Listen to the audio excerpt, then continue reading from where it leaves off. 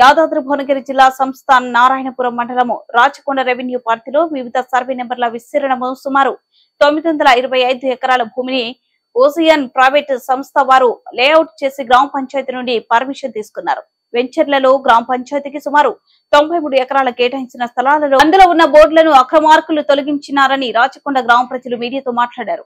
ఈ సందర్భంగా రాచకొండ గ్రామ ప్రజలు మాట్లాడుతూ గత 15 ఏళ్లుగా ఈ స్థలాల్లో గ్రామ పంచాయతీ బోర్డులు ఉండేవి. 2007వ సంవత్సరంలో వెంచర్లు చేసి 10% భూమిని అప్పట్లో గ్రామ పంచాయతీకి రిజిస్ట్రేషన్ చేయకపోవడం వల్ల కొందరు భూ అక్రమార్కులు, రైల్ వ్యాపారులు, రాజకీయ నాయకులు కలిసి ఈ స్థలాలను అక్రమంగా కబ్జాలు చేస్తున్నారన్నారు.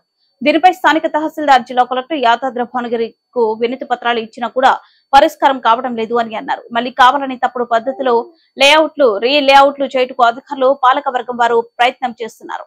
కావున వెంటనే గ్రామ పంచాయతీ సీలింగ్ అసైన్మెంట్ భూములను రక్షించాలని, ప్రభుత్వ భూములను అన్యాయక్రాంతం కాకుండా కాపాడాలని, అక్రమార్కులపై చట్టపరమైన చర్యలు తీసుకోవాలని డిమాండ్ ద్వారా రాచకొండ గ్రామ ప్రజలు వేడుకున్నారు.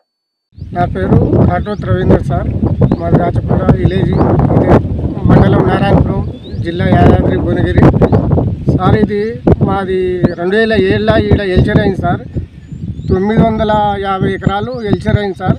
వెంకటేశ్వరరావు అనే వ్యక్తి ఏం చేసిండంటే మాకు 10% లెక్కన మాకు 95 ఎకరాల భూమి ఇక్కడ కేటాయించింది సార్.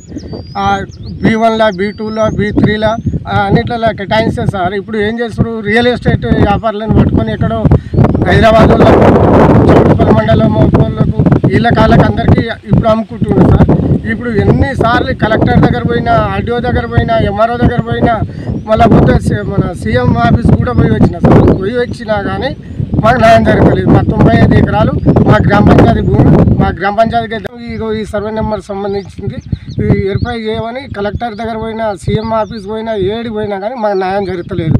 రెండోది ఇక్కడ పులిచెరుకుంట అని ఉండదు సార్. పులిచెరుకుంట అని మొత్తం ఆడ రూపాయలు లేకుండానే మొత్తం జేసీబీ తోటి అల్లాపురం సర్పంచ్ ఒకసారి నేను బెదిరియంగానే పోయారు. మళ్ళీ ఇప్పుడు మళ్ళీ మళ్ళీ ఫ్లాట్లు మళ్ళీ ఎల్చర్ చేసిర్రు. ఈ మళ్ళీ ఇది 43 సర్వే నెంబర్ల ఒకసారి బెదిరిస్తే వాళ్ళు మళ్ళీ వస్తలేరు.